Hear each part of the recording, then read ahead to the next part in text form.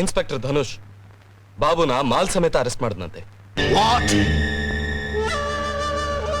Inspector Dhanush?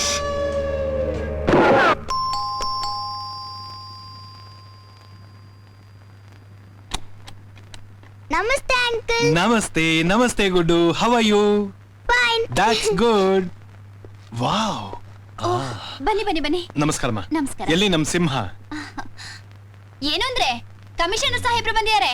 ಬಂದೆ ಬಂದೆ.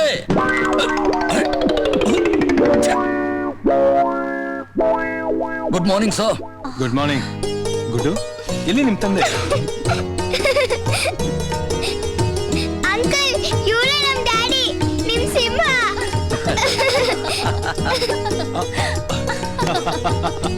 ಧನುಷ್, ಹಿಟ್ಟಿನ ಗಿರಣಿಲಿ ಯಾವಾಗಪ್ಪ ಕೆಲಸ ಮಾಡಕ್ ಶುರು ಮಾಡಿದೆ?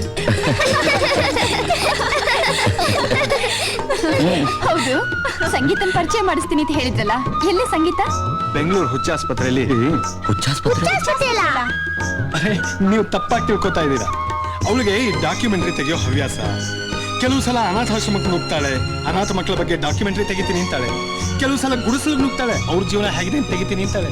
ಹಾಗೆ ಈಗ ಬೆಂಗಳೂರು ಹುಚ್ಚಾಸ್ಪತ್ರೆಯಲ್ಲಿ ಹುಚ್ಚರ ಬಗ್ಗೆ ಡಾಕ್ಯುಮೆಂಟ್ರಿ ತೆಗಿತೀನಿ ಅಂತ ಹೋಗಿದ್ದಾಳೆ. ಹಲೋ, ನನ್ನ ಹೆಸರು ಸಂಗೀತ.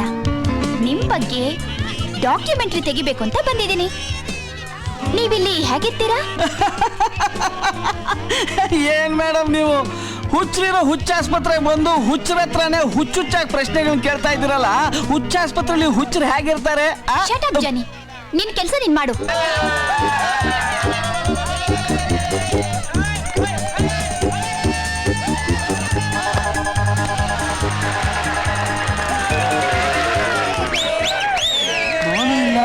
ಇಲ್ಲ, ಒಂದು ಅರ್ಥ ಆಗ್ತಾ ಇಲ್ಲ.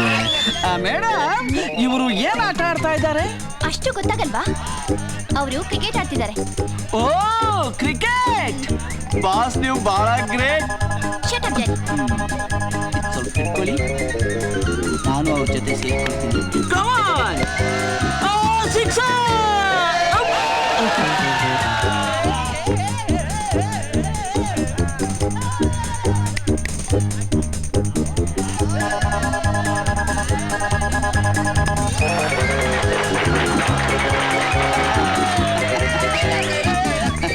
ಜಾನಿ, ಈ ಸಲ ಬಾಲ್ನ ನಾನ್ ಕ್ಯಾಚ್ ಹಿಡಿತೀನಿ, ನೀನು ಕ್ಯಾಮ್ರಾ ನೋಡ್ಕೋ.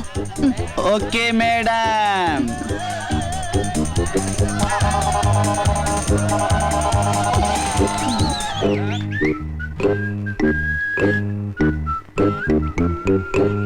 ಏಯ್, ಒಳ್ಳೆ ಮಾತಿಂದ ಕೊಡ್ತೀಯಾ ಇಲ್ಲ ನಾನೇ ಕಿತ್ಕೊಂಡ್ಬಿಡ್ಲಾ? ಹೋಗೋ ಹಿಂದೆ. ಬಾಲು ಕೊಡು, ಬಾಲು ಕೊಡು, ಬಾಲು ಕೊಡು, ಬಾಲು ಕೊಡು, ಬಾಲು ಕೊಡು, ಬಾಲು ಕೊಡು,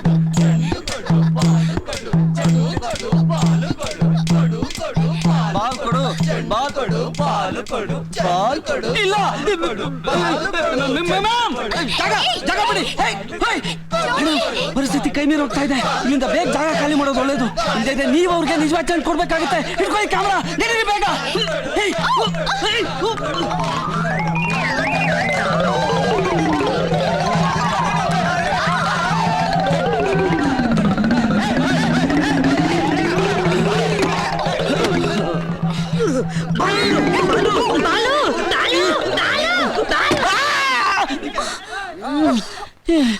ಇದು ಬೇಕಾಗಿತ್ತ? ಅಪ್ಪ ಹೇಳಿ ಕಮಿಷನರ್ ಸಾಹೇಬ್ರೆ, ಹೇಳಿ. ಇಲ್ಲೇ ಬಂದ್ರು. ಸಂಗೀತ ಅವರೇ, ನಿಮಗೆ ಬಾಂಬೆಯಿಂದ ಫೋನ್ ಬಂದಿದೆ. ಹಲೋ, ಹೇಗಿದ್ಯಾ ಅಣ್ಣ? ನಾ ಚೆನ್ನಾಗಿದ್ದೀನಿ. ನೀನ್ ಯಾವಾಗ ಬಾಂಬೆಗೆ ಬರ್ತೀಯ ಸಂಗೀತ? ಅಣ್ಣ, ಬ್ಯಾಂಗ್ಳೂರ್ ಜೈಲ್ನಲ್ಲಿರೋ ಖೈದಿಗಳ ಮೇಲೆ ಒಂದು ಡಾಕ್ಯುಮೆಂಟ್ರಿ ತೆಗಿಬೇಕು ಅಂತ ಇದ್ದೀನಿ.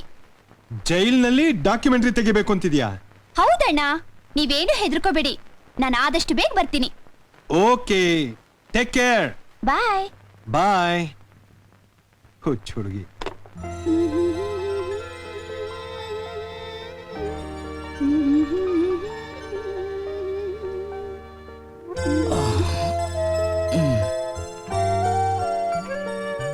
ರೀ, ಏನ್ರಿ ಮಾಡ್ತಿದ್ದೀರಾ? ನಿಮಗೆ ಸಹಾಯ ಮಾಡ್ತಾ ಇದ್ದೀನಿ ಶ್ರೀಮತಿ ಅವರೇ.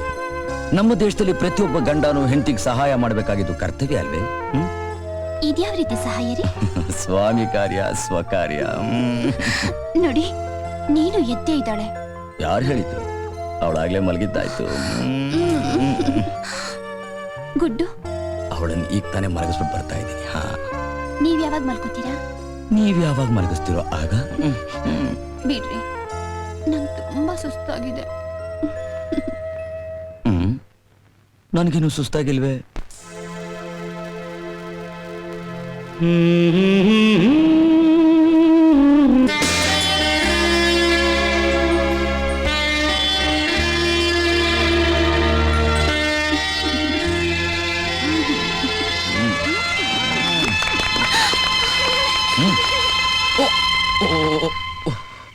ರೀ, ಗುಡ್ಡು ನೀಲು ಮಲಗಿದ್ದಾರೆ ಅಂತ ಹೇಳಿದ್ರಿ.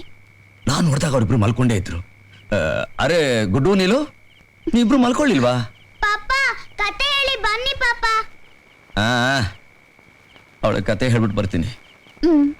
ಆಮೇಲೆ ನಮ್ಮಿಬ್ರ ಕತೆ ಶುರು ಮಾಡ್ಕೊಂಡು. ಏ ಮಲ್ಕೋಬೇಡ.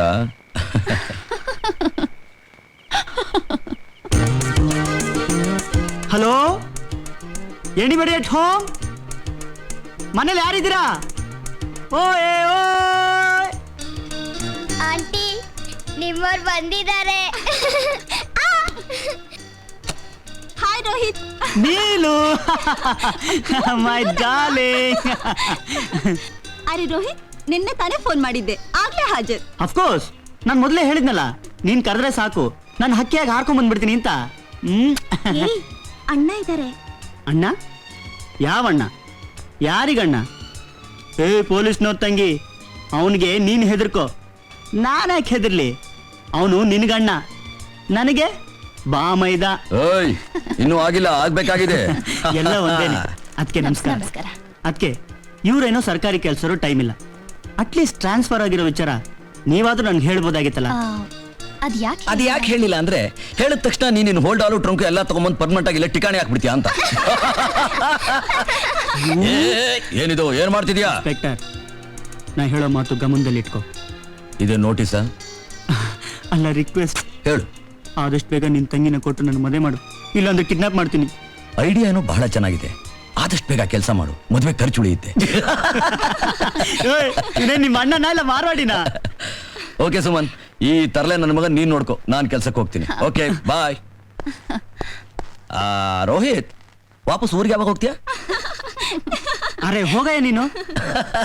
ಓಕೆ ಬಾಯ್ ಬಾಯ್.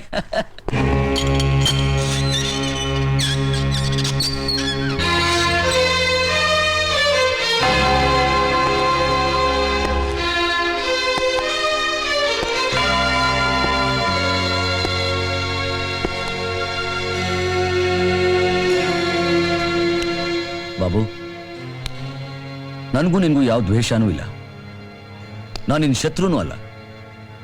ಸುಮ್ಮನೆ ಯಾಕೆ ನಾನು ಸತಾಯಿಸ್ತಾ ಇದೀಯ?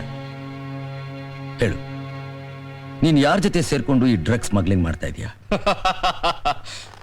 ಹೇಳಲ್ಲ ಅಂದ್ರೆ ಏನ್ ಮಾಡ್ತೀಯ? ಎಲ್ಲಿವರೆಗೂ ಆ ನರರಾಕ್ಷಸರ ಹೆಸರನ್ನ ನೀನ್ ಬಾಯಿ ಬಿಡಲ್ವೋ ಅಲ್ಲಿವರೆಗೂ ನನ್ನ ಕೈ. ನನ್ನ ತಾಳ್ಮೆ ಶಕ್ತಿ ಹೆಚ್ಚೋ ನಿನ್ ತೋಳಿನ ಶಕ್ತಿ ಹೆಚ್ಚೋ ಅಂತ ನಾನು ನೋಡೇ ಬಿಡ್ತೀನಿ.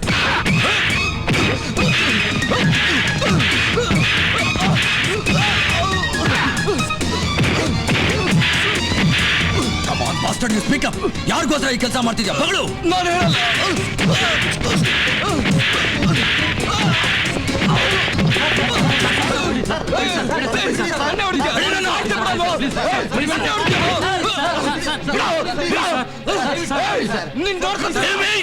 ಬಿಟ್ಬಿಡಿ ಸರ್, ಇಲ್ದೇ ಇದ್ರೆ ಅನ್ಯಾಯವಾಗಿ ಸತ್ತೋಗ್ತಾನೆ ಸರ್. ಇಂಪಾಸಿಬಲ್. ಸಾಯೋಕ್ಕಿಂತ ಮುಂಚೆ ಆ ಚಂಡಾಲ ಹೆಸರು ನಾವು ಹೇಳಲೇಬೇಕು. ಇಲ್ತಿದ್ರೆ ಅವ್ರು ಎಂಜಿಲ್ತೀನೋ ಈ ನಾಯಿನ ನಾ ತೀವಿ ಸಹಿತ ಬಿಡೋದಿಲ್ಲ. Stop this nonsense. ಒಬ್ಬ ಅಪರಾಧಿನ ತಪ್ಪೊಪ್ಕೊಳ್ಳೋ ಹಾಗೆ ಮಾಡೋ ರೀತಿ ಇದೇನಾ? ಅಕಸ್ಮಾತ್ ಅವ್ನು ನಿನ್ನ ಆಕ್ರೋಶಕ್ಕೆ ಬಲಿಯಾಗಿ ಸತ್ತು ಹೋಗಿದ್ರೆ? ಸಂತೋಷ ಪಡ್ತಿದ್ದೆ. ಒಬ್ಬ ಪೊಲೀಸ್ ಆಫೀಸರ್ ಕೈನಲ್ಲಿ ದೇಶದ್ರೋಹಿ ಸತ್ತ, ಮಹಾತ್ಮ ಅಲ್ಲ ಅಂತ ಸಂತೋಷ ಪಡ್ತಿದ್ದೆ. ಹಾ, ಸಂತೋಷ ಪಡ್ತಿದ್ದೆ. ಆಮೇಲೆ ಪ್ರೆಸ್ನವರು ನಿನ್ನ ಹೆಸರನ್ನ ಫ್ರಂಟ್ ಪೇಜಲ್ಲಿ ಕೊಲೆಗಾರ ಅಂತ ಬರೀತಾರೆ. ಡಿಪಾರ್ಟ್ಮೆಂಟ್ನವರು ನಿನ್ನ ಸಾಹಸಕ್ಕೆ ಮೆಚ್ಚಿ ನಿನ್ನ ಡಿಸ್ಮಿಸ್ ಮಾಡ್ತಾರೆ, ಗೊತ್ತಾ? ಸರ್, ನೀವು ಹೇಳೋ ಪದ್ಧತಿನೇ ಕಾನೂನಾದ್ರೆ ರೋಗಿಗಳ ಪ್ರಾಣ ಕಾಪಾಡೋ ಪ್ರಯತ್ನದಲ್ಲಿ ವಿಫಲನಾಗೋ ಪ್ರತಿಯೊಬ್ಬ ಡಾಕ್ಟರ್ ಕೊಲೆಗಾರ ಆಗ್ತಾರೆ. ನಮ್ಮ ದೇಶನ ಕಾಪಾಡೋಕೆ ಹೋರಾಡೋ ಪ್ರತಿಯೊಬ್ಬ ಯೋಧನೂ ಕೊಲೆಗಾರ ಆಗ್ತಾರೆ.